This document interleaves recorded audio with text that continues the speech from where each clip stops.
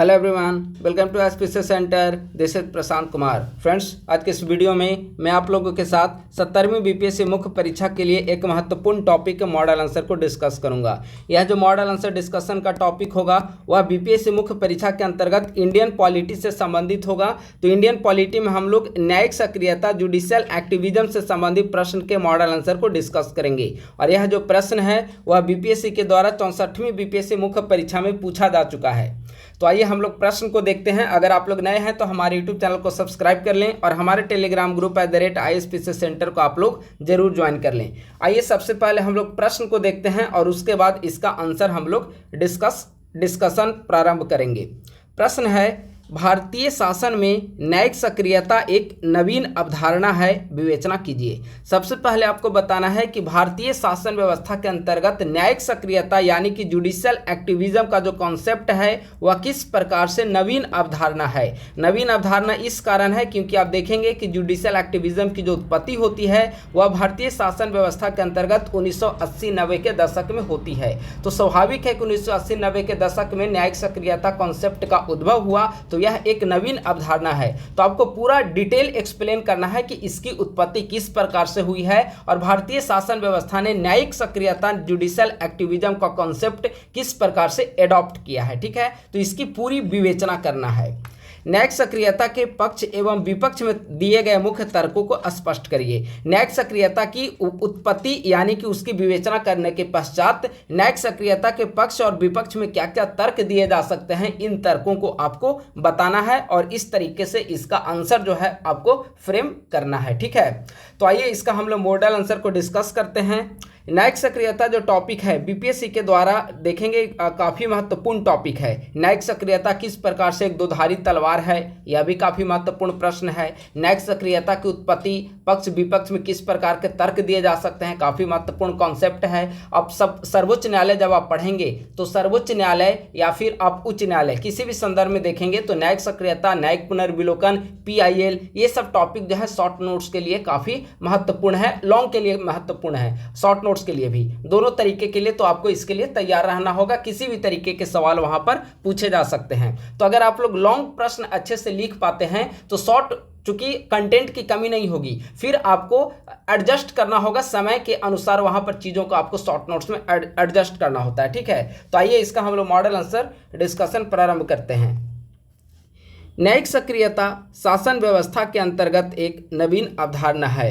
प्रारंभ में अमेरिकी संविधान के द्वारा न्यायिक सक्रियता को अपनाया गया था, लेकिन बाद में अन्य लोकतांत्रिक देशों ने भी इसे अपनाया है। अब देखेंगे कि सबसे पहले अगर किसी देश ने अपने संविधान में न्यायिक सक्रियता कॉन्सेप्ट को शामिल किया है तो वह देश है USA। भारत में न्यायिक सक्रियता आपको कहीं पर भी संविधान के किसी भी आर्टिकल में न्यायिक सक्रियता शब्द का वर्णन नहीं किया गया है। भारत में न्यायिक सक्रियता संविधान की उपज नहीं है बल्कि विभिन्न न्यायिक निर्णयों की उपज है। आप लोग इस शब्द को ध्यान रखेंगे। तो सबसे पहले अमेरिकी संविधान में न्यायिक सक्रियता को अपनाया गया था और बाद में धीरे धीरे विभिन्न लोकतांत्रिक देशों ने जुडिशियल एक्टिविज्म के कॉन्सेप्ट को अपनाया। भारत में न्यायिक सक्रियता का उद्भव 1990 के दशक में हुआ। इसने एक तरफ जहां लोकतांत्रिक मूल्यों की रक्षा की है, वहीं दूसरी तरफ सामाजिक न्याय को स्थापित करने में, सामाजिक न्याय की नींव तैयार करने में न्यायिक सक्रियता कॉन्सेप्ट ने, न्यायिक सक्रियता की अवधारणा ने महत्वपूर्ण भूमिका निभाई है। और आप देखेंगे कि विभिन्न समय अंतराल पर उच्च न्यायालय, सर्वोच्च न्यायालय के द्वारा न्यायिक सक्रियता की नीति के तहत, अवधारणा के तहत कई सारे ऐसे निर्णय दिए गए हैं जिससे समाज में सामाजिक न्याय की अवधारणा भी स्थापित हुई है। ठीक है, आप हालिया एग्जाम्पल आप बीपीएससी 17वीं जो मामला चल रहा है कोर्ट में, आप उससे ले सकते हैं। बीपीएससी से संबंधित जो 17वीं री एग्जाम को लेकर कई सारे जो है PIL दायर किए गए हैं। सर्वोच्च न्यायालय में भी स्टार्टिंग में दायर किया गया था, उच्च न्यायालय में भी दायर किए गए हैं। ठीक है, तो जो PIL है वह भी न्यायिक सक्रियता का ही एक प्रकार होता है। ठीक है, मान लेते हैं, एक एग्जाम्पल के जरिए आप न्यायिक सक्रियता को समझिए। मान लेते हैं कि बीपीएससी में इतने बड़े स्तर पे धांधली, 17वीं बीपीएससी में इरेगुलरिटीज हमें देखने को मिला है और कई स्तर पे यह समस्याएं सामने आई है। इसके सबूत भी कई सारे दिए जा सकते हैं। तो अगर मान लेते हैं कि कोर्ट जो है पटना हाई कोर्ट इस मामले को लेकर गर्दनीबाग में 60-70 दिनों से लगभग वहां पे 68 दिन लगभग हो चुके हैं आंदोलन के। अगर इस आंदोलन के स्वरूप को देखते हुए पटना हाई कोर्ट के द्वारा बीपीएससी से संबंधित खुद ही स्वतः संज्ञान लिया जाता कि चलिए कार्यपालिका कोई कार्य नहीं कर रहा है, विधायिका कोई कार्य नहीं कर रहा है, तो न्यायपालिका खुद अगर एक्टिव होकर इस मुद्दे को सुलझाने में भूमिका निभाती तो वह न्यायिक सक्रियता के नाम से जाना जाता। ठीक है, तो आइए इसका हम लोग डिफिनीशन को समझते हैं कि आखिर न्यायिक सक्रियता होता क्या है। न्यायिक सक्रियता से तात्पर्य सिंपल शब्द है न्यायिक सक्रियता। न्यायिक सक्रियता यानी कि न्यायपालिका का सक्रिय होना ही न्यायिक सक्रियता है। ठीक है, शब्दों से आप उसके अर्थ को समझने का प्रयास करें। तो आपसे अगर पूछा जाएगा कि न्यायिक सक्रियता क्या है, तो न्यायालय की सक्रियता, न्यायपालिका की सक्रियता ही न्यायिक सक्रियता के नाम से जाना जाता है। जब विधायिका और कार्यपालिका अपने कार्यों को करने में अक्षम हो जाती है या जन समस्याओं के प्रति असंवेदनशील हो जाती है, तब ऐसी स्थिति में जन समस्याओं को सुलझाने के लिए न्यायपालिका को सक्रिय होना पड़ता है। यही न्यायिक सक्रियता कहलाती है। अभी हमने बताया ना 70वीं बीपीएससी री एग्जाम मामले को लेकर बिहार सरकार के द्वारा मुंह मोड़ लिया गया है। उसने डायरेक्ट कह दिया है कि नहीं, पेपर लीक और इरेगुलरिटी जैसी कोई समस्याएं नहीं हुई है, तो हम फिर री एग्जामिनेशन सबके लिए क्यों कंडक्ट करें। यानी कि यहाँ पर कार्यपालिका पूरी तरीके से जनता छात्र की जो डिमांड है उससे मुंह मोड़ चुकी है। विधायिका भी कोई एक्टिव रोल इसमें प्ले नहीं कर रही है। तो ऐसी स्थिति में अगर विधायिका और कार्यपालिका जनता के हित को नजरअंदाज करती हो, तो ऐसी स्थिति में अगर न्यायपालिका जन समस्याओं को सुलझाने के लिए आगे आती है, एक्टिव होती है, तो उसी समय न्यायपालिका का एक्टिव होना, न्यायपालिका का सक्रिय होना, जनता के हित के प्रति न्यायपालिका का सक्रिय होना न्यायिक सक्रियता के नाम से जाना जाता है। ठीक है, तो न्यायिक सक्रियता का यह डिफिनीशन हुआ। किसी भी प्रकार का न्यायिक सक्रियता से संबंधित सवाल आए तो ये डिफिनीशन को आप वहां पे लिख सकते हैं। एग्जाम्पल बीपीएससी वाला नहीं लिखिएगा, लेकिन आप इसे आप यहां से डिफिनीशन को लिख सकते हैं। एग्जाम्पल हमने समझने के लिए बीपीएससी री एग्जाम का इशू हमने डिस्कस किया। कोई दूसरा इशू अगर आपको एग्जाम्पल देना हो तो कोई दूसरा एग्जाम्पल दे, बीपीएससी री एग्जाम से संबंधित देना उचित नहीं होगा। अब आइए भारत में न्यायिक सक्रियता का विकास हम लोग समझते हैं। ठीक है, तो भारत में न्यायिक सक्रियता का विकास मुख्यतः 1990 के दशक में हुआ। उस दौर में भारत में राजनीतिक अस्थिरता विद्यमान थी। आप 1990 के दशक का आप राजनीतिक जो स्थिति थी भारत की, उसे आप गौर करिएगा। 10 साल में कई सारे प्रधानमंत्री बन चुके हैं। 1990 से 98 तक का जो समय है, 98-99 तक का समय जो है, इस समय देखेंगे कई सारे प्रधानमंत्री हर 6 महीने, 1 साल, 2 साल पर सरकारें आ रही थी, सरकारें गिर रही थी। प्रधानमंत्री का जो चेहरा है वह काफ़ी उस समय बदल रहा था। साल 2 साल पर उसमें बदलाव देखने को मिल रहे थे। यानी कि राजनीतिक अस्थिरता की स्थिति थी। हर कोई नेता अपनी सरकार बचाने की जुगत में लगा हुआ था। ऐसी स्थिति में संसद भी एक्टिव काम नहीं कर रहा था। क्यों? क्योंकि किसी भी एक दल को स्पष्ट बहुमत नहीं मिला हुआ था। तो इसके कारण, राजनीतिक अस्थिरता की स्थिति के कारण विधायी कार्य भी उस समय प्रभावित हो रहे थे। कोई नए नियम कानून नहीं बन रहे थे। सरकार जनता के मांगों के प्रति पूरी तरीके से वो अपनी राजनीतिक हित देख रही थी कि हमें सरकार बचाना मेन मकसद है, जनता की समस्याओं को सुलझाना सेकेंडरी प्रायोरिटी है। तो ऐसी स्थिति में क्या था कि राजनीतिक दल भी जनता की समस्याओं के प्रति पूरी तरीके से असंवेदनशील हो गए थे। तो ऐसी स्थिति में जनता अपनी समस्याओं को लेकर न्यायपालिका पहुंची, सर्वोच्च न्यायालय का दरवाजा खटखटाया, उच्च न्यायालय का जनता ने दरवाजा खटखटाया। तब जो है न्यायपालिका जो है जनता के मौलिक अधिकारों के हनन को रोकने के लिए काफी ज्यादा एक्टिव हुआ। और इस न्यायिक सक्रियता के विकास में, यानी कि इस जुडिशियल एक्टिविज्म कॉन्सेप्ट के विकास में न्यायमूर्ति पीएन भगवती और जगदीश केलकर का महत्वपूर्ण योगदान रहा है। जब भी न्यायिक सक्रियता की चर्चा होगी, किसी भी तरह का प्रश्न आए न्यायिक सक्रियता से संबंधित, तो आप डायरेक्ट लिखें कि भारत में न्यायिक सक्रियता का उद्भव 1990 के दशक से माना जाता है, जिसमें न्यायिक सक्रियता के विकास में पीएन भगवती और जगदीश केलकर की महत्वपूर्ण भूमिका रही है। ठीक है, तो न्यायिक सक्रियता का उद्भव हुआ। अब देखिए, न्यायिक सक्रियता के ही अंतर्गत आप देखेंगे किस वाद के कारण न्यायिक सक्रियता का उद्भव हुआ।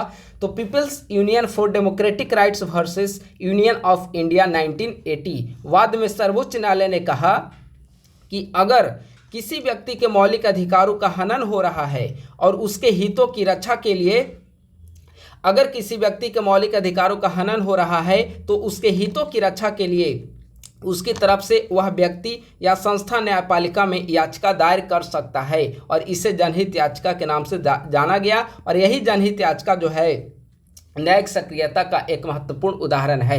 अभी आप देखेंगे कि बीपीएससी मामले में आप देखेंगे कि एक संभवतः कोई आनंद लीगल कोई ऐसा एनजीओ है, उसने सर्वोच्च न्यायालय में बीपीएससी री एग्जाम को लेकर पीआईएल दायर किया था। पीआईएल का मतलब क्या हो गया कि अगर कोई भी व्यक्ति प्रभावित हो, मान लेते हैं कि बीपीएससी री एग्जाम से क्या है, स्टूडेंट प्रभावित हो रहे हैं, ठीक है, तो स्टूडेंट सक्षम नहीं हैं कि वे सुप्रीम कोर्ट जाएं, तो ऐसी स्थिति में स्टूडेंट को आधार बनाकर स्टूडेंट के बजाय किसी भी व्यक्ति या संस्था के द्वारा न्यायपालिका में याचिका दायर की जा सकती है। और यही काम आनंद लीगल फाउंडेशन जो है उसके द्वारा किया गया। बीपीएससी री एग्जाम से स्टूडेंट प्रभावित हुए, लेकिन स्टूडेंट चूंकि जाने में सक्षम नहीं है, तो स्टूडेंट के बिहाफ पे कोई भी दूसरी संस्था या व्यक्ति जो है वह सर्वोच्च न्यायालय में याचिका दायर कर सकता है, उच्च न्यायालय में याचिका दायर कर सकता है। यही पीआईएल के नाम से जाना गया। न्यायिक सक्रियता का एक महत्वपूर्ण उदाहरण है पीआईएल। जनहित याचिकाओं के माध्यम से न्यायालय सरकार एवं विधायिका को विभिन्न कार्यों को करने हेतु आवश्यक निर्देश भी दे रही है। इससे जन समस्याओं के निपटारे में तेजी आई है। अब देखेंगे कि कभी पटना में पटना उच्च न्यायालय की अक्सर आप लोग टिप्पणी सुनते होंगे कि जहां कहीं कूड़ा कचरा कई दिनों से नहीं उठा है, काफ़ी उससे जनता प्रभावित हो रही है, तो उच्च न्यायालय के द्वारा उस पर संज्ञान लिया जाता है और कार्यपालिका को निर्देश दिया जाता है कि आप वहां से कचरे को उठाएं, जल्दी साफ सफाई करें। विधायिका को आदेश दिया जाता है कि आप इससे संबंधित नियम कानून को बनाएं, अभी तक आपने नियम कानून क्यों नहीं बनाया। तो ऐसे आदेश न्यायिक सक्रियता के तहत विधायिका और कार्यपालिका को माननीय उच्च न्यायालय और सर्वोच्च न्यायालय यानी कि न्यायपालिका के द्वारा प्रदान किए जाते हैं। तो ये सभी न्यायिक सक्रियता की ही कैटेगरी में आएंगे, ठीक है। तो न्यायिक सक्रियता एक नवीन अवधारणा है, इसका उद्भव हमने पूरा डिटेल एग्जाम्पल के जरिए हमने इसे समझा।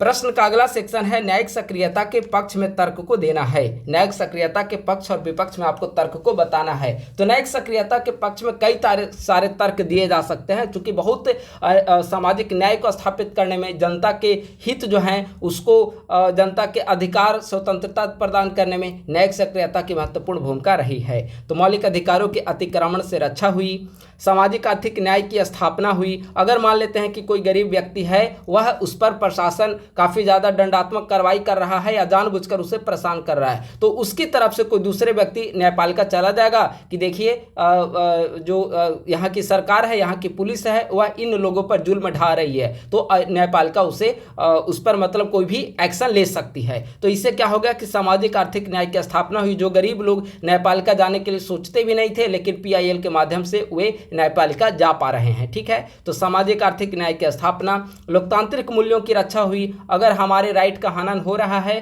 तो हम न्यायालय जा सकते हैं और यह अधिकार हमें सर्वोच्च संविधान के द्वारा प्रदान किया गया है, लेकिन हम उतने सक्षम नहीं है कि न्यायपालिका जाएं। तो ऐसी स्थिति में पीआईएल हमारे लोकतांत्रिक अधिकारों की रक्षा करता प्रतीत होता है।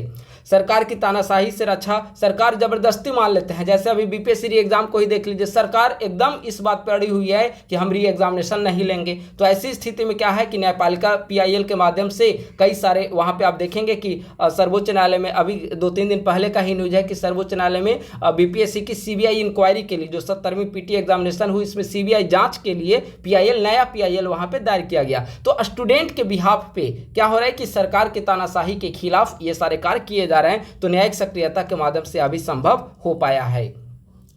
गरीब, वंचित एवं शोषित वर्गों के अधिकारों की रक्षा हुई है।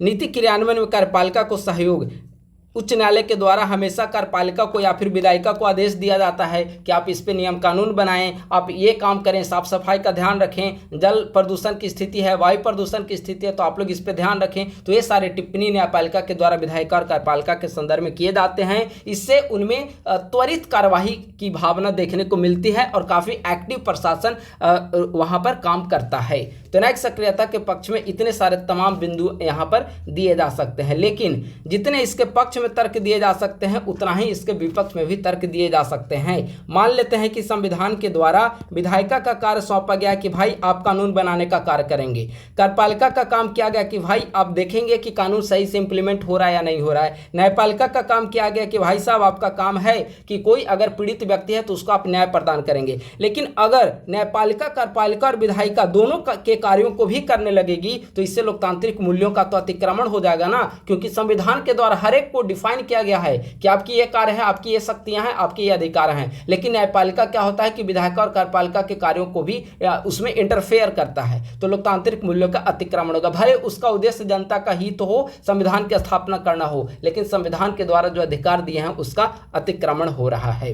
न्यायिक तानाशाही की स्थापना होगी। क्यों? क्योंकि अगर विधायिका और कार्यपालिका का भी कार्य न्यायपालिका करने लगेगा तो इससे कहीं ना कहीं एक उसमें तानाशाही वाली स्थिति आ जाएगी। ठीक है, तो न्यायिक तानाशाही की स्थापना होगी। न्यायपालिका में ऑलरेडी आप देखेंगे कि कई सारे केसेस पेंडिंग है। अब बीपीएससी एग्जाम का मामला देखिए, लगातार डेट पर डेट, तारीख पे तारीख मिलता चला जा रहा है। और अब 4 मार्च का डेट मिला है री एग्जामिनेशन को लेकर। 4 मार्च का अगली और फाइनल सुनवाई होगी 4 मार्च को 12 बजे। लेकिन अब क्या है कि ऑलरेडी न्यायपालिका के पास पहले से ही कार्य बहुत सारे पेंडिंग है। अब इसके बावजूद अगर वो विधायिका और कार्यपालिका को निर्देश देने का कार्य करेगी तो उसके सारे उसके जो कार्यभार है उसका बढ़ जाएगा, तो कार्यभार में वृद्धि होगी और बहुत दिनों के बाद सुनवाई का मौका मिलेगा। जैसे री एग्जाम को लेकर देखिए, 15 दिन 20 दिन का टाइम जो है टलता चला जा रहा है और इतनी इंपॉर्टेंट इशू एक तरह से आप इसे कह सकते हैं, इसी बीच कई सारी घटनाएं घट चुकी होती है, तो काफ़ी कार्यभार में इसका वृद्धि हो रहा है। सरकार और न्यायपालिका में टकराव अक्सर आप देखते हैं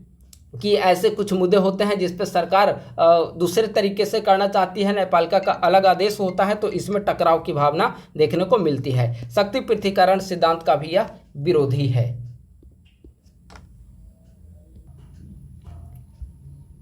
तो जुडिशियल एक्टिविज्म के विपक्ष में तर्क हमने देख लिया। पक्ष में तर्क देखा, विपक्ष में तर्क देखा। जुडिशियल एक्टिविज्म का पूरा कॉन्सेप्ट ओवरव्यू हमने समझा इसकी उत्पत्ति के संदर्भ में। ठीक है, तो प्रश्न के सारे डायमेंशन कवर हो चुके हैं। अब इसे कंक्लूड करना है।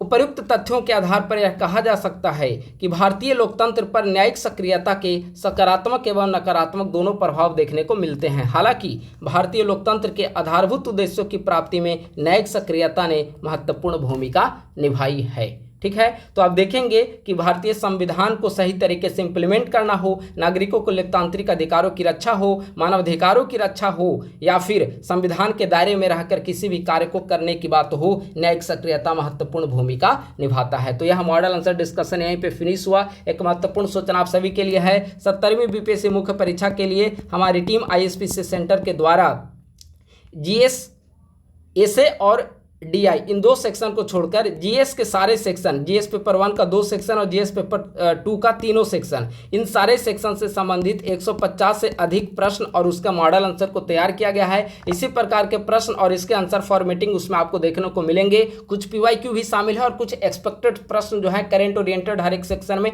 ये सारे सेक्शन उसमें शामिल किया गया है। ठीक है, तो जीएस के हर एक सेक्शन से संबंधित 150 से अधिक प्रश्न और उसका मॉडल आंसर को तैयार किया गया है। इसे आपके लिए अवेलेबल कराया जा रहा है, तो आप लोग संपर्क अगर इसे आप परचेज करना चाहते हो तो 8375934036 आप इस नंबर पे, प्रशांत कुमार नाम है, इस नंबर पे आप लोग संपर्क कर सकते हैं। इसके साथ साथ 150 से अधिक जीएस प्रश्न के प्रश्न और उसका मॉडल आंसर के साथ साथ महत्वपूर्ण संपादकीय आलेख का आपको नोट्स प्रोवाइड किया जाएगा। कुछ डाटा कलेक्शन भी प्रोवाइड किए जाएंगे, चाहे बजट हो, इकोनॉमिक सर्वे हो, नीति आयोग की रिपोर्ट हो और अन्य कुछ भी रिपोर्ट जो होंगे वो सभी इसके तहत आपको प्रोवाइड किए जाएंगे। तो अगर आप लोग इसे परचेज करना चाहते हैं, आपके पास समय कम हो, रिवीजन केवल करना हो, तो निस्संदेह आप लोग इसे परचेज करिए। 8375934036 पे आप लोग संपर्क करके विस्तृत जानकारी आप लोग प्राप्त कर सकते हैं। और अगर डायरेक्ट आपको नोट्स परचेज करना हो तो यह जो नंबर है गूगल पे, फोन पे, पेटीएम तीनों जगह अवेलेबल है। RS 1500 रुपया इसका चार्ज है। आप लोग इसे पेमेंट करने के पश्चात, यह व्हाट्सएप नंबर भी है, इसी नंबर पर आप लोग पेमेंट का स्क्रीनशॉट भेज दें। आपको पुराने जो भी नोट्स सब हर किसी को दिया जा चुका है वो आपको प्रोवाइड किए जाएंगे और जाके बाकी आपको ग्रुप में ऐड कर दिया जाएगा। तो वहां पे करंट का फर्दर जो नोट्स होंगे वो आपको मिलता रहेगा। एग्जामिनेशन के 15-20 दिन पूर्व तक के करंट अफेयर को हम लोग इसमें कवर करेंगे। तो आप लोग विस्तृत जानकारी के लिए 8375934036 आप इस पर संपर्क कर सकते हैं। और नोट्स खरीदने के लिए इसी नंबर पे आप लोग 1500 रुपये पेमेंट करके इसी नंबर पे आप लोग व्हाट्सएप पे स्क्रीनशॉट आप लोग भेज देंगे तो आपको नोट्स प्रोवाइड करा दिया जाएगा। तो बस आज के वीडियो में इतना ही। थैंक यू सो मच, बहुत बहुत धन्यवाद। नए हैं तो यूट्यूब चैनल को जरूर सब्सक्राइब करें और हमारे टेलीग्राम ग्रुप @ISPC सेंटर को आप लोग जरूर ज्वाइन करें। धन्यवाद।